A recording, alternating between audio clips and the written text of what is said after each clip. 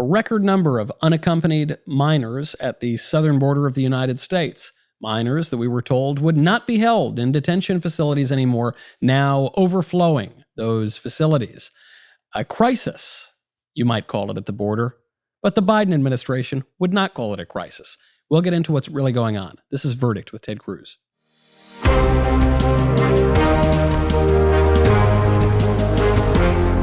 Welcome back to Verdict with Ted Cruz. I'm Michael Knowles.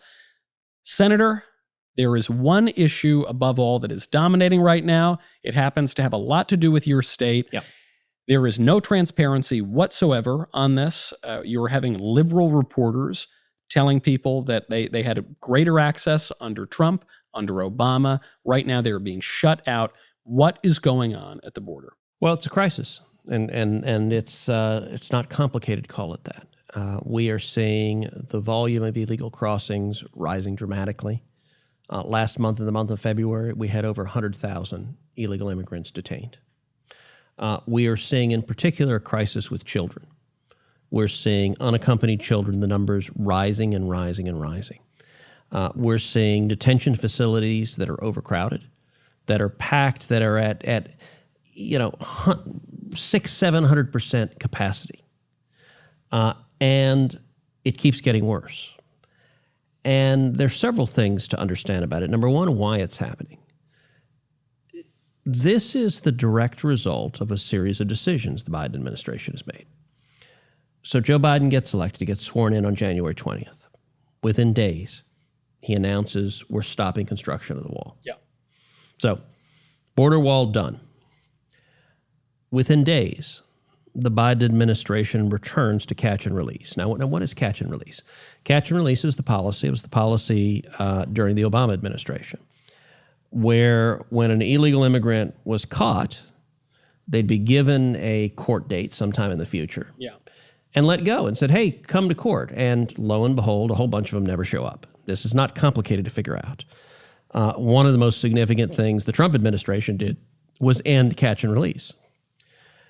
But the most important thing that the Biden administration did is they ended the Remain in Mexico policy. Now, what is the Remain in Mexico policy? It was one of the biggest foreign policy and immigration victories of the entire Trump administration. And the Trump administration negotiated a deal with the government of Mexico. So the vast majority of the immigrants crossing illegally into this country are not Mexicans. Right. They're Central Americans now who are crossing through Mexico. So they're illegal immigrants in Mexico crossing Mexico's southern border illegally to get to the United States. But they're largely coming from Guatemala, El Salvador, a couple other countries.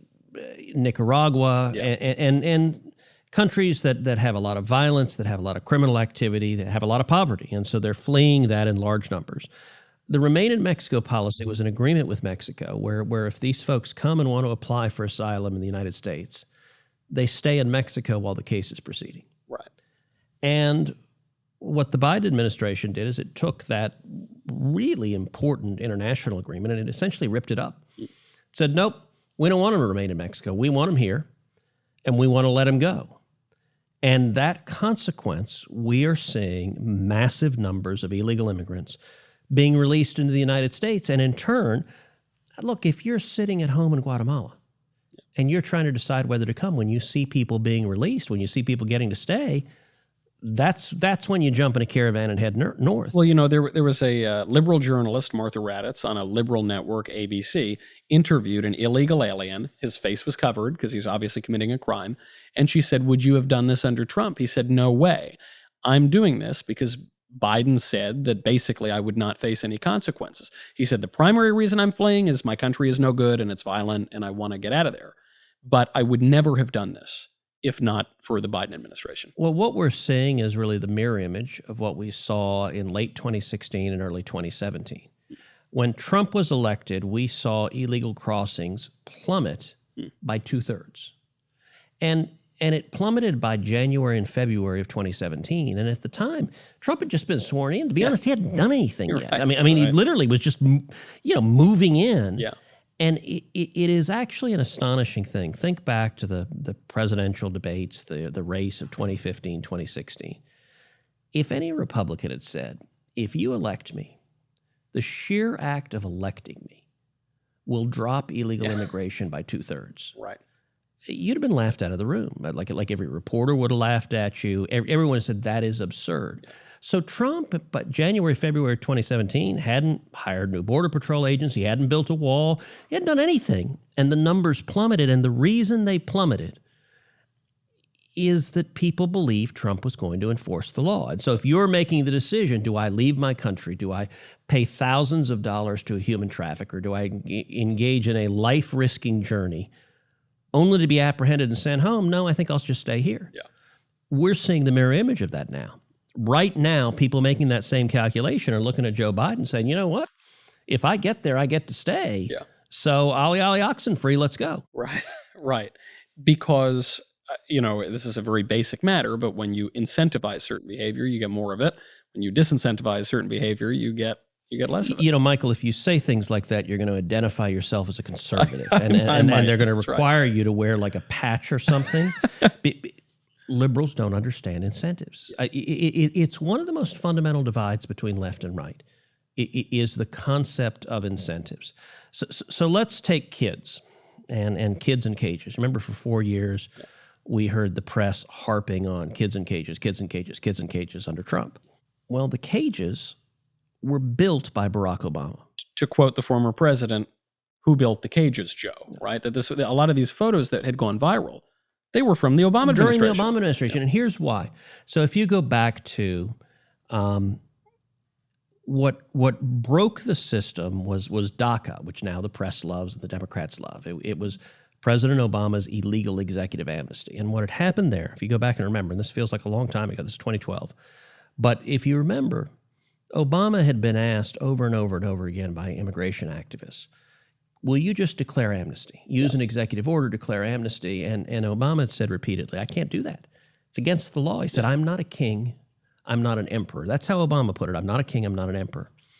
And then one day he woke up and he was an emperor. Right. And he issued a lawless order, directed his administration, never mind federal immigration law, we're not going to follow it anymore. If you came to this country as a kid, we're going to grant you amnesty. Now, the year before he did that, there were roughly 6,000 unaccompanied minors came into this country. So 6,000. Yeah. Significant number. Yeah. The next year, you know how many there were? More, I'm going to guess. 93,000. Wow, I didn't realize it was that high. And it goes back to what you just said, incentives, which is kids and parents realized, okay, the president just announced if you came as a kid, you get to stay. What's going to happen? Well, let's send a whole bunch of kids. Right. And actually, the Obama Department of Homeland Security, they interviewed a number of these kids. They asked them, why are you coming? And the kids said, because I get a permiso, which is, if I come, I get to stay. Right. Fast forward to today, we're seeing the exact same thing. You're seeing the Obama administration, or rather the Biden administration. Right. But tomato. No, it's worse. It's tomato versus like massive bright red tomato paste. It's all the bad ideas More of Obama on crack. Right. Because, and they don't understand incentives. Yeah. And, or perhaps they do understand incentives, but actually they desire this sort of behavior because they think it gives them advantage. You know, it reminds me of years ago, I was reading a newspaper article, and I think it was a city council member in San Francisco who said, I don't understand. We have the most generous homeless benefits in the country, and we keep getting more and more homeless people. It's so strange. And I remember reading it going, yeah, you're right. You don't understand. Right. Like if you pay people to do something, they'll do it. Right. And we're seeing this with these kids. But, you know, to play devil's advocate a little bit, to give the devils their due, in the Biden administration, Jen Psaki said something the other day that I was sort of exasperated when she said it, because they said, okay, you said you wouldn't put the kids in cages, and you're putting the kids in cages, and you're letting some of them go, but you have to separate them because you got to verify that the adults that they're with actually are their relatives. And the things you're doing, it's basically just what the Trump administration did, except it would seem to be to a much greater degree. And she said, well, there just aren't a lot of options. I said, well, where was that kind of understanding when President Trump was doing that? And I guess, though, I would want to take her question seriously. What are you going to do when there aren't a lot of options? So, look, there are some Democrats, I think there are a lot of Democrats across the country who want to genuinely be compassionate. And I understand that that's the right instinct. I mean, it's not a little kid's fault. Right. And so, Jen Psaki has also said, we're not going to lock up kids. Yeah. Now, never mind that they are locking up kids. To a much greater degree, actually. To a massive degree. It comes down to incentives. Look, during the Obama administration, I remember traveling down to Texas. And a lot of our 2,000-mile border that we have with Mexico, 1,200 of those miles are along the border of the state of Texas. Yeah. So we've got more than half the borders in Texas. And I remember going to Lackland Air Force Base outside of San Antonio, where they had built facilities, built the early cages for kids. This is the Obama administration. I was there visiting, and I remember I was talking to an official from the Health and Human Services Department. And mind you, this is the Obama administration, so it's the Obama HHS. And this official described to me how the cartels were putting guns to the heads of little kids and forcing children to cut off the fingers or the ears of other kids. And what would happen is a family in Nicaragua or Honduras or El Salvador would give $3,000, $4,000, $5,000 to a human trafficker. These human traffickers are not nice people. Yeah. They don't love children. Yeah. They are vicious, horrific, criminal cartels. Yeah. And what they would do, once the family had given $3,000, $4,000, $5,000 to the cartel, to the trafficker, they would then deliver to the family their child's finger or ear and say, give us another $3,000. And they would extract more money from the parents. And so the Obama HHS official told me that they were getting, number one, kids that were horribly deformed, had fingers cut off or ears cut off. And they were getting other kids who were psychologically traumatized because they had a gun put to their forehead. Right. It wasn't even the traffickers that were cutting off the fingers and ears. It was the other kids. And my view, that the Democrats say we need to grant amnesty, we need to let kids come because we're compassionate. I'm sorry. If you're creating a system that is incentivizing tens of thousands or even hundreds of thousands, and the Biden Department of Homeland Security is projecting over 100,000 kids coming in the country unaccompanied, little boys, little girls. If you're putting little boys and little girls in the hands of human traffickers, you're not compassionate, you're not humane, you are a monster. And every one of those kids that is sexually assaulted and those, I remember, I think it was horrific. Huffington Post some years ago with Fusion published a survey. I believe the number was between 60 and 80% of women and girls who crossed the border illegally were raped or sexually assaulted along the way. It's staggering. And it's not humane or compassionate. And I will say I get frustrated with Democrats who virtue signal about how much they love immigrants, that they support a policy that involves a bunch of immigrant children being physically and sexually abused. It is grotesque. Yeah. And the real compassionate policy is what we had, which is to say we're going to enforce the law. We're not going to do catch and release. And if you come here illegally, we're going to send you home. And the reason that is compassionate is you don't end up with kids being handed over to traffickers. Those numbers dropped dramatically, and we're seeing that. And it seems like Biden and the Democrats don't understand cause and effect. There's the question of the justice in and of itself of saying a people has a right to have its own borders. But then there is this secondary effect, which is you're going to see those numbers plummet. Obviously that's a good argument. 6,000 to 93,000. We're not talking a small effect. Right. I mean, we're talking orders of magnitude. Yeah. And so I'll tell you, on Friday of this week, I'm going down to the border. And I'm bringing a number of senators. Right now, the current number is 17 senators are coming down. So I invited John Cornyn, my colleague from Texas. I invited the other Republican senators. We've got a total of 17 senators coming down. We're going to go and tour the facilities where they're detaining the kids. We're going to meet with the Border Patrol. We're going to meet with the Border Patrol Union. I know those guys very, very well. Yeah. We're going to go out on a boat with Texas DPS on the Rio Grande. Yeah. And let me tell you something amazing. The Biden administration has refused to allow any reporters to attend. This was not true during the Trump administration. You got all that flack from the press.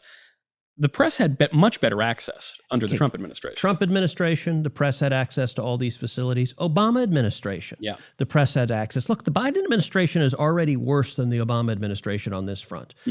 You know the picture of kids in cages that for 4 years was blamed on Trump? Right. That was actually a picture taken during the Obama administration. It's because they actually, Biden promised to have the most transparent administration ever. We sent a letter, and here's the ridiculous justification the Biden administration is doing.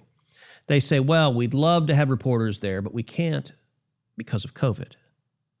Oh. So you've got facilities with hundreds of illegal immigrants packed into them at many hundreds of % greater than their capacity. Right. You've got kids almost stacked upon each other. And their view is there's no risk of COVID there. But one reporter, so ABC News wants to embed with us, wants to come. And we invited, and ABC News offered to bring a TV camera and be a pool camera. Now, what is a pool camera? A pool camera is what they call a TV camera that will share its footage with all the other networks. Yeah. So they could literally have one reporter and one cameraman. Yeah. No, that would be a risk. And there is a risk for COVID. And it's such an obvious lie. Yeah. Alejandro Mayorkas, who's the Secretary of Homeland Security, he went on the Sunday shows this weekend, and he repeated the obvious lie. Well, it's just because of COVID. We intend to do it. And look, some of the press is getting agitated. So this week I have been a vigorous defender of the press, which is an odd position for me to be in. This is very strange. I'm biting my tongue on all the great jokes I could make about the press right now because I actually do sort of defend them against the Biden administration. So I actually believe in a free press. I believe in the First Amendment. Right. And what the Biden, if Trump had done what the Biden administration had done, the press would be lighting themselves on fire. Yeah, of course. Instead, they're just shilling for and defending the Trump administration. Let me give you the most absurd part about all of this. So they're releasing thousands upon thousands of illegal immigrants into my home state of Texas. They're setting up detention facilities. Downtown Dallas, the convention center, they're detaining illegal immigrants. Midland, Texas, they're detaining illegal immigrants, much against the wishes of the community. Right. They're releasing...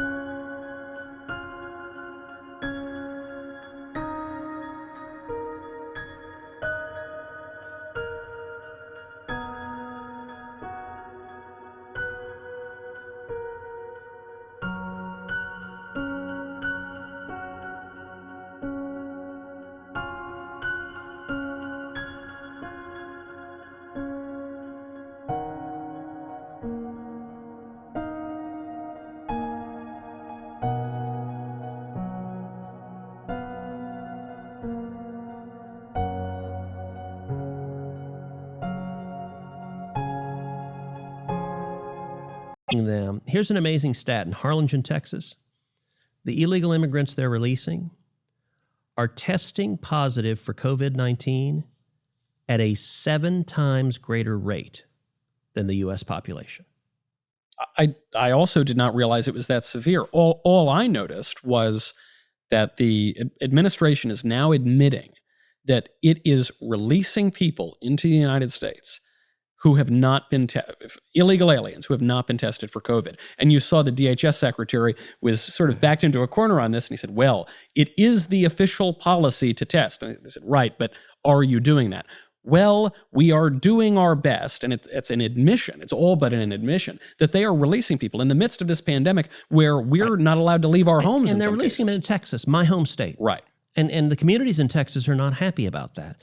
And it's one of the things that is frustrating about watching the Biden administration is the absolute hypocrisy on COVID. Yeah. So they're perfectly willing to release illegal immigrants who may be criminals into Texas, into the United States, even if they may have COVID-19 and not test them. But yet they won't allow a single reporter with a camera to see anything on the border because that reporter might have COVID. And you know what? I'm willing to bet, even if that reporter tested negative that day and had been vaccinated, they'd still say, no, it's not the COVID risk that they're worried about. It is the risk we don't want anyone to see the Biden cages. I have to ask you this with regard to being able to go out and do things once we're vaccinated. His Royal Highness, Dr. Anthony Fauci, has come out and suggested that, sure, we all get vaccinated. We're still going to have to wear the masks, socially distance, not gather. Maybe we can have a few friends over for the 4th of July. Senator, we're now on day, 372 of 15 days to slow the spread. When can we return to normal? Come to Texas. You can do it right now. Look, it is asinine and insane. So I've been vaccinated. Members of Congress were offered the vaccine early in January. I actually didn't take it then. There were a number of members of Congress, both Republicans and Democrats, who got the vaccine early and ostentatiously. Yeah. I didn't think it was right. Look, I'm relatively young. I'm healthy. Healthy guy, yeah. I didn't want to cut in line. Yeah. And so my view at the time is I said, we need to wait and let seniors, let frontline workers get the vaccine first. And I don't want to hurry. Ultimately, in the last couple of weeks, I went ahead and got the vaccine. It had been, there had been tens of millions of vaccines administered. Many of the seniors, many of the frontline workers had gotten it. And, I do have, my mom is 86, my dad actually turned 82 today. And so given my parents, I said, and given that I'm out a lot as a senator, I went ahead and got the vaccine. Yep. In the Senate, I think it's the case that all 100 senators have the vaccine. Now, I think Rand Paul may not have gotten it, although Rand had COVID, so he's got the natural immunity from having had it. CDC's guidance today is that people who are vaccinated can gather in small groups. The most asinine thing is senators still gather all wearing masks. And it's just like, okay, wait, this may be the safest place on the planet. Like every person here is all vaccinated, right? But it's a virtue signal, and you get Democrats that are wearing 2 masks, and it's coming 3, 4, 5. They're just going to walk around with bags on their head. Yes. I mean, and it is, and I'm not one of the there are people who are crazies who say, it's all a hoax. It doesn't make any sense. Do nothing. It's going to give you 5G, which frankly, I could use the better cell service. If I became a hotspot, that'd be perfectly fine. This is a serious disease. Yep. We've had over 500,000 Americans killed. We've had over 47,000 Texans killed. I think we need to treat it seriously. But we have. For God's sakes, has there been an infectious disease? Certainly not in our lifetime that we've treated this seriously. And it has become this irrational zealotry. And a means of control. I got to say, if you've had the vaccine, the idea that you must wear a mask forever is idiotic. Yeah, of course. The whole point of getting the vaccine is to go back to normal. Well, this gets back to incentives. If you're going to say, all right, we want you all 300 plus million Americans, you need to all get the vaccine, but also nothing about your life can change once you get the vaccine. It doesn't make any sense. And look, I think a lot of people, there are people on the extremes. There are people that are shut down everything and they're terrified to breathe. Yeah. There are people who are doesn't matter. Licking doorknobs and things like that, right? Doorknobs are delicious. But most people are somewhere in the middle of take reasonable precautions, but let's not be nuts about it. If you look at how this is playing out, those who want government control don't want to let go of it. And I think a lot of people recognize there's an irrationality to it. So, for example, restaurants. Yeah. When Houston opened up, Heidi and I began going out to eat at restaurants. We tried to do it pretty regularly because we want to support the small businesses in our community. And the rules, you're walking along, you got to wear a mask. And I guess the virus is somehow connected to the tension in your thigh muscles. Because under the rules in a restaurant, if you and I stood up, yes, then we'd have to put on a mask. You're dangerous then. But as soon as we sit down, you can take off the mask. No, it's true. And we can be here for 3 hours sitting right here, and there's no risk of the virus. It gets absorbed into your hamstring is what happens. I think it's because your thighs are no longer tense, or maybe it's an altitude thing. At 3 feet, the virus can't transmit, but at 6 feet, it can. Thinner up there, yeah. Most people realize, come on, this is crap. Of course. Airplane. So, I flew from Houston to D.C. today. So in the airplane, I got to get on the plane. I'm on the plane. I'm wearing my mask. I got to wear my mask. Yeah. I'm sitting next to someone. They're wearing their mask. But there's the drink exception. So I had a You cup of you coffee. got in trouble for the drink exception. One Oh time. my, they went nuts. So when I drink my coffee now, I hang my mask from my ear, so it's like visibly there. But I want you to think of the logic of this. If I'm sitting there, I've got to get the mask because it's going to kill people. Yeah. But if I have a cup of coffee in my hand, Yeah, the coffee absorbs the virus. I think it's and it works for a Coke. It works for orange juice, water. It's liquid. Yes. The virus doesn't like liquid or food. Yes. Liquid or solid. It only likes like at some point everyone's going, this doesn't make any sense. Oh, it's an obviously arbitrary exercise in power. And it does actually get to something that I guess relates, but it gets to this abuse of power more broadly that Yes. I have to ask you about. It's from the mailbag. Question from Prudence, who asks, if H.R. 1 passes, so H.R. 1, you've referred to it as the Corrupt Politicians Act. Yeah. If H.R. 1 passes, is there any legal case to fight back against it? So not a political case to defeat it before it passes, but let's say, God forbid it happens, can you fight it in court? Of course. And if the Corrupt Politicians Act passes, there will be lots of legal cases challenging it. But I got to say, if it passes, we're going to lose all those cases. Don't tell me that. I thought we'd end on a high note. Don't count on the courts to save us. And here's why. Yeah. If the Corrupt Politicians Act passes, it will pass because the Democrats have ended the filibuster. The filibuster is the rule that requires 60 votes to pass legislation. If they've ended it and dropped it to 50 votes, that's the only way they'll pass the Corrupt Politicians Act, designed to keep Democrats in power for the next 100 years.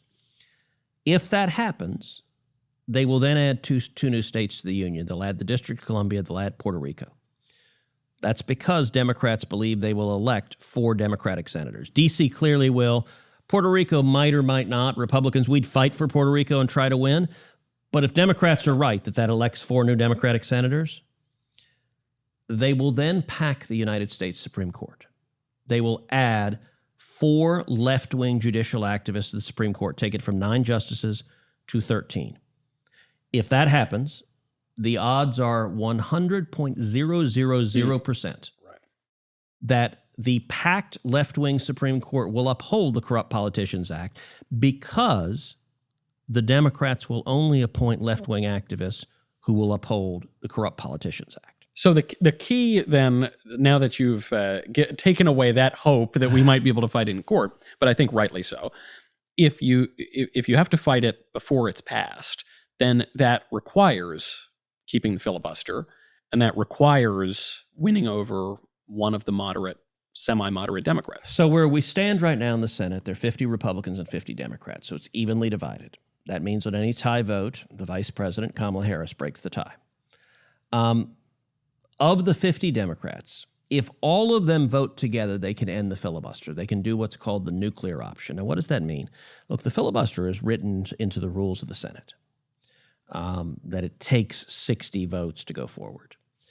But the way you exercise the nuclear option is the majority leader, Chuck Schumer, moves to proceed to a bill. You have a vote. The vote is 50-50. Vice President votes yes, and the presiding officer rules that 51 votes, not being 60, you can't proceed to it. Yeah. And in the Senate rules, any senator can appeal the ruling of the chair. So what would happen is Chuck Schumer would appeal the ruling of the chair and would say, the chair just ruled that we need 60 votes to proceed to this. I appeal the ruling of the chair. And if all 50 Democrats vote in favor of the appeal, and if the vice president votes in favor of the appeal, that's 51 votes, you can appeal the ruling of the chair with 51 votes. And under the Senate, that becomes a precedent. So it breaks the rules of the Senate that are written because you have 51 votes to appeal the ruling of the chair. That becomes the new precedent that it no longer takes 60, even though that's what's written in the rules. It takes 51. Of the 50 Democrats, only 2 have suggested that they wouldn't end the filibuster. The 2 who've suggested are Joe Manchin, he's a Democrat from West Virginia, and Kyrsten Sinema, who is a Democrat from Arizona. Right now, both of them are making lots of noise, like we're going to stand up and not end the filibuster. I got to admit, I am very skeptical. Yeah. Let's take Joe Manchin. So Joe was the governor of West Virginia, has been senator. Joe is a very nice, affable, likable guy. He was a college football quarterback. Everybody Just like me and you. Yeah, exactly. College football quarterback. Yep. You know, we were the geeks in the debate club. He was the star quarterback. Yeah. Exactly the same. Uh-huh. Everybody likes Joe. You can't not like Joe. He just has a personality that is easy and affable. When I first got elected to the Senate, I remember Jim DeMint told me, he said, Ted, Joe Manchin is like a purple unicorn.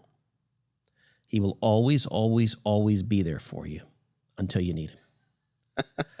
I can tell you in 9 years in the Senate, I do not know of a single issue of consequence on which Joe Manchin was the deciding vote. So basically what Joe has done is if Republicans are going to win, if we had 51 votes, he might give you a 52nd. So he might make it bipartisan. Mm-hmm. But he's not going to be that 51st vote. He has never, on any issue that matters in the 9 years I've served with it, I've never seen him willing to stand up to Chuck Schumer. What about Sinema? She hadn't been there that long. She's only been there a couple of years. I like her. She's very nice. I haven't seen her stand up to Schumer. Yeah. Now, who knows? She hadn't been there long enough that we don't have as long a track history with her. But I don't know what Schumer has, the degree to which Democrats are terrified to cross him. And so here's my concern, is that Sinema caves and Manchin finds a cute game to pretend he didn't cave. It seems like he's already setting that up. So he's talking about the talking filibuster. Mm-hmm. Now, the talking filibuster is to say, well, any senator can speak as long as they want, but at the end of the talking filibuster, we're going to vote. Yeah. And insisting on the talking filibuster is a way to break the filibuster. Right. By the way, if they insist on a talking filibuster, I'm going to spend some time talking. You have a little bit of a track record on this. I have, I think, the fourth longest in history, 21 hours. Could we do verdict from the Senate floor? They won't let us do that. Drats. But you know, last time I read Green Eggs and Ham, I will tell you, a friend of a very dear friend of mine said, if the Democrats force the talking filibuster, Republicans should stand up and read the Bible from cover to cover. I think many on the other side of the aisle would go screaming out of the room. It actually is a great way to clear Democrats off the floor. But look, we'll see what happens, but insisting on the talking filibuster is frankly a game to say, I haven't ended the filibuster. Right. But at the end, when eventually you collapse and can talk no longer, then you vote and it's 50 and you pass the Corrupt Politicians Act and you pack the Supreme Court and you do lasting structural damage to the country. You know, it would seem to me, you have seen a lot of these things coming, and we've talked about it on the show. You can go back and see the tape. And a lot of them have really come to pass, and they seem closer to passing right now. We're focused on that crisis on the border. It seems to me there is a crisis just as serious, maybe much more serious, with the Corrupt Politicians Act, with other legislation they're trying to force through. By the way, Michael, is there a way for people to subscribe or like this show? Oh, you're talking about this. Well, speaking of crises that we're facing in the private sector here, we're certainly going to be booted off of all the platforms at a certain point. But in the meantime, that's actually a wonderful recommendation. You can subscribe at Apple Podcasts, Google Play, Stitcher, YouTube, any and every social platform that will still have us, to Verdict. We also really appreciate it when you leave a 5-star review. Can they give 6? You can try. It will not be successful, okay, but you don't can roll try. Up. Don't turn it into 1 because you think that's like 5 plus 1. No, you've got it. I would say, just to be safe, maybe go with the 5. And thank you to everybody who has been listening. And we're going to keep bringing this to you. Even I hate to admit that I didn't know all of this going in. And by the way, we had a big announcement last show. Oh, are you referring to what happens once they do boot us off of these social platforms?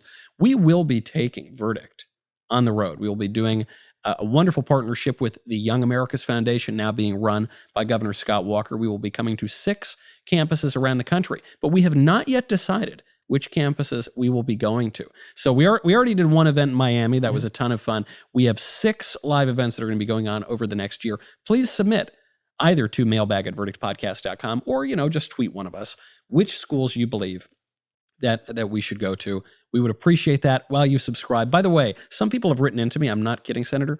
They subscribe, and then for some reason, They're unsubscribed. And they don't Keep doing it again. Keep doing it again Screw and again. the big tech overlords and don't let them unsubscribe you. Absolutely. We will see you next time. I'm Michael Knowles. This is Verdict with Ted Cruz.